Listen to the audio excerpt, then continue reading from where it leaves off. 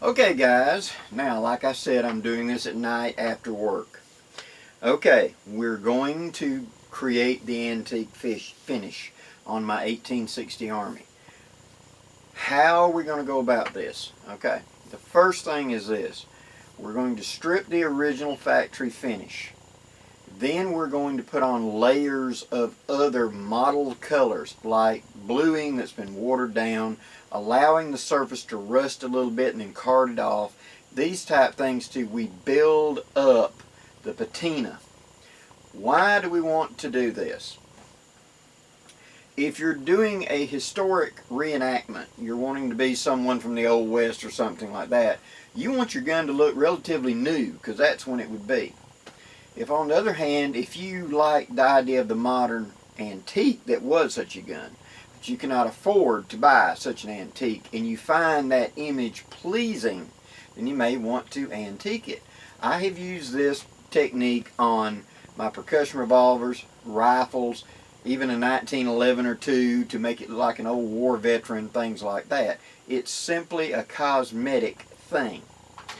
So, now what are we going to use to do this? What you're going to need. Not everything is created equal.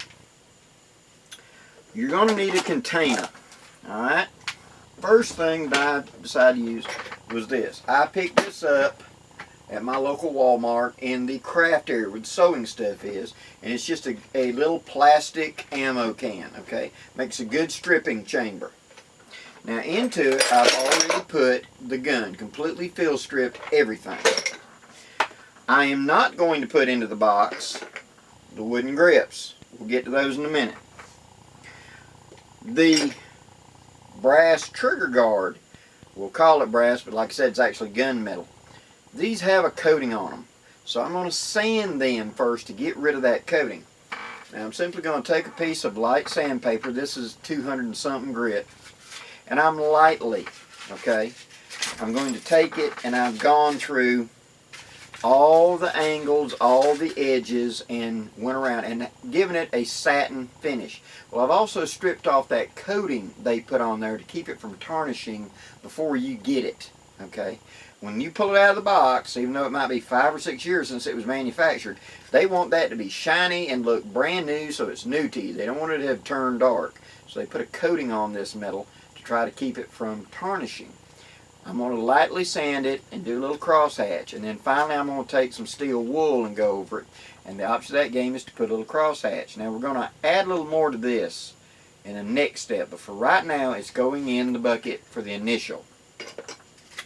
Every part is in here. I have not pulled the nipples out of the cylinder. You can strip it with them in place. Okay? As well as the barrel, frame, etc. What parts do we not put in here? We do not put the wooden grips, obviously. And then from the internal parts of the gun, we are not going to put, and I know you can't see it from back there, the hand, the bolt, the trigger spring are not needed put in here, nor is it needed to put in the mainspring. That's going to be up underneath the grip so you won't see it. Okay? Everything else in the bucket. Now, what are we going to use to strip the finish? We're going to use vinegar, but not all vinegars are created alike. Okay? Some vinegars are meant for consumption, like apple cider vinegar, and the white vinegar that you find with the pickling supplies and the standard supplies like salad dressing, oils, vinegars, like that. That is meant for consumption. Okay? In the cleaning section, you're going to find another white vinegar. Okay? This is much stronger. Okay? This is what I'm going to be using to strip the finish. This will strip the finish in 5 or 6 minutes, 10 minutes at the most, usually, is all it's going to take to strip the bluing off. Because what this is a mild acid. And what it's going to do is, it's going to clean the metal. The bluing, like you see on your parts, is actually an applied finish. It's sort of a controlled rust. black rust is bluing. Black rust is dead. Red rust is alive and eating. Black rust isn't. So bluing salts, is a layering on top. This will dissolve it and take it off of there, leaving the metal underneath. I've used this several times before and it's very quick, but you need to understand which one you're using. If you've never done this before, I recommend you use the standard vinegar like you get with the salad dressings and for pickling. It's a milder and it's much more forgiving. Okay?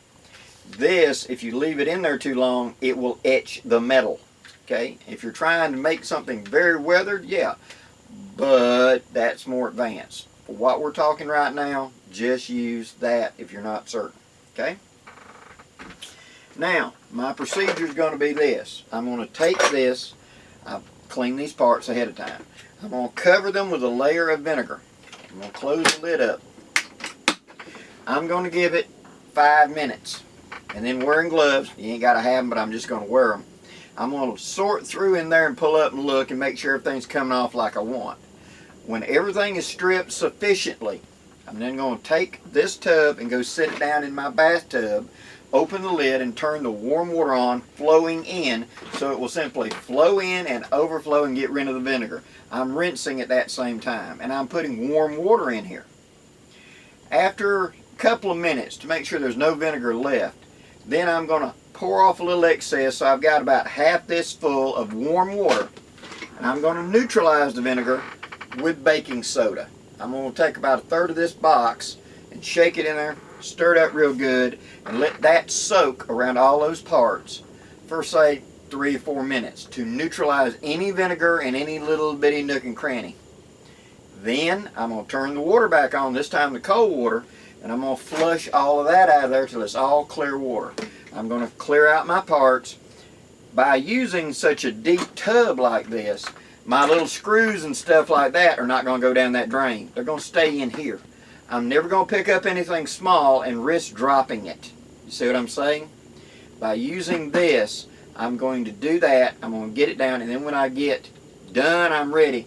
I'm going to close the lid, but not latch it, and tip it and let the water filter out around the seam. It's got an O-ring in it, but I can leave it, just lightly sitting there and keep from spilling out my parts. Take my parts out, towel dry them off, and then we're going to look at them and ascertain the next step. Okay? So, let me go do that, and we shall begin. Okay, the first thing I'm going to do, I'm going to open it up. I'm going to take my vinegar. We're going to put it in here.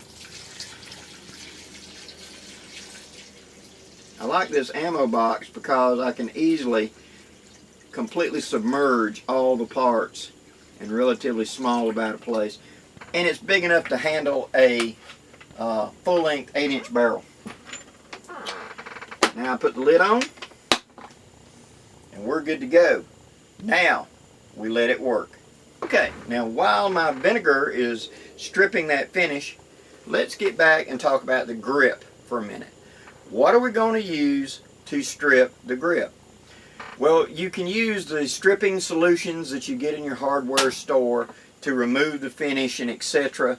Those are really good. There's several ways. I do not recommend sanding it because it's very close in size right now. When you start sanding and removing, you're going to make it too small to fit the grip.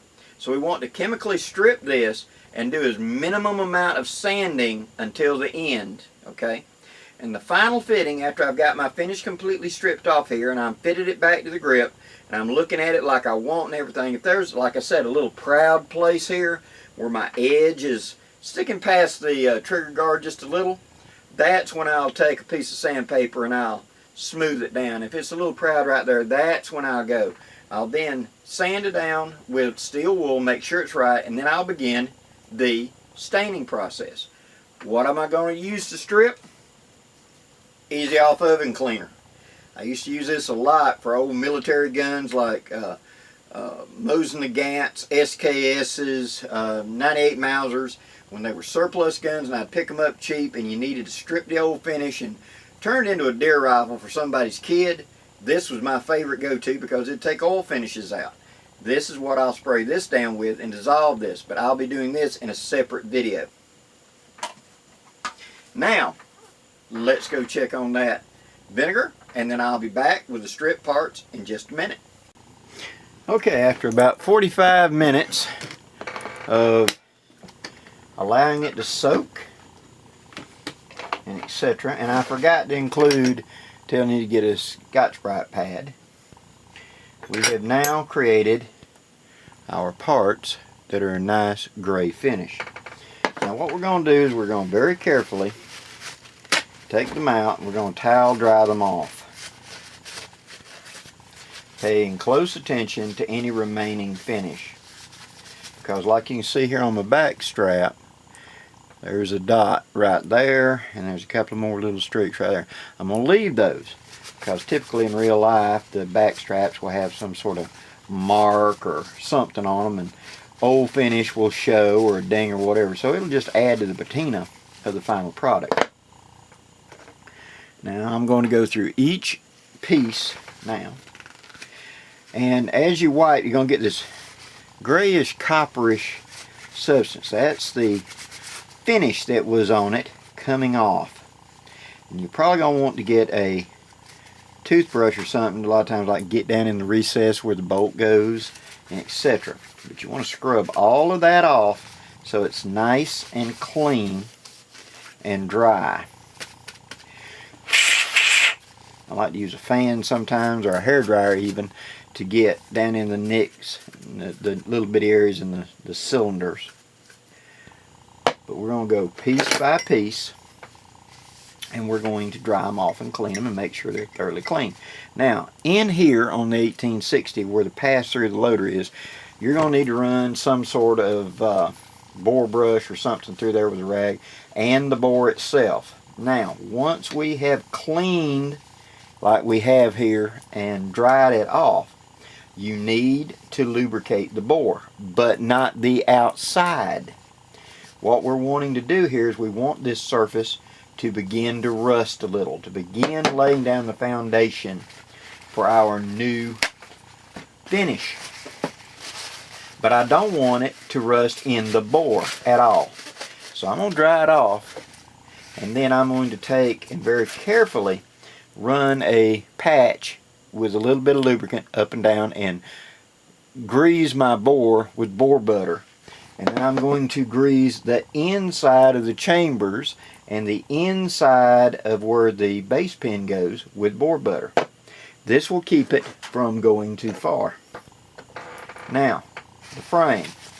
Again, I've got a little bit of mottled appearance of the leftover fake color case on it. I like that. It has a little color and texture to it already. It's not flat. I don't want to polish this and shine it because it would look too modern. I'm trying to make it look like a weathered veteran that spent time in the field and picked up a little bit of history, a little beat or bang here or there. After I had soaked it in the vinegar, like I said, I took it, put it in some hot water right out of my bathtub, and I added in, washed out the vinegar. I added in a half a box of baking soda. You're going to find that baking soda film is still in places. That's fine. We're going to get it off of there. But the point being is we neutralized that acid that was the vinegar. It's not there anymore. Now, what's the next step? After I have completely dried every part and lubricated the parts we spoke of, next I'm going to take and I'm going to lay these out on a piece of paper or on some clean cloth up here, and I'm going to let air get to them. So instead of laying a hammer flat, I'm going to stand it up like that on its edge. Okay, I'm going to take the barrel and I'm going to stand it up. I want air to get as round as much as I can because it's going to begin to surface rust, and I want that. That surface rust is going to provide the etching that the later things are going to work with. Okay, so I do want that. But like the rammer came out very believable because the original finish is now gone, what had been color cased. And I hope you can see that on it, but there's like a mottled appearance of where that color case had been. That's what I want to see, like a worn out finish. That's what I'm going for. Now, once I get every one of these little bitty parts out of here, dried off, clean, ready to go and lubricated, I let it age overnight. What am I going to do tomorrow? Well, when I come in here tomorrow, I'm going to check them for surface rust, make sure none of the bearing surfaces like we talked about, like my base pin, the inside of the cylinder, or the inside of the barrel, have actually rusted of any consequence. If so, I address that right then. And then the outside of the material, I'm going to rub with an abrasive cloth. Not a Scotch-Brite or something like that. I'm going to use something like this, an old coarse towel, to sit there and rub it. By doing that, I will card it. I will wipe off the surface rust, and I will allow it to go back to rusting. It will be a slow process, but I want to do about 3 days of that to allow it to build up that fine layer before I go to the next process, which is where I'm going to take my liquid bluing and start darkening it and making it look more like that mottled appearance. So guys, we're at the end of step 1. Now, before I finish, the trigger guard did not turn any colors. We knew that. What I was doing was stripping off that finish. But now that I've got the finish off of it, now I'm going to use vinegar and salt to age and antique this, and we'll cover that in an upcoming video. So for now, that's the end of this installment. I hope this works for you guys and gives you some ideas. Please leave any questions or comments below. And until next time, guys, I'm Blackie, wishing you safe journeys. Have a great day, guys.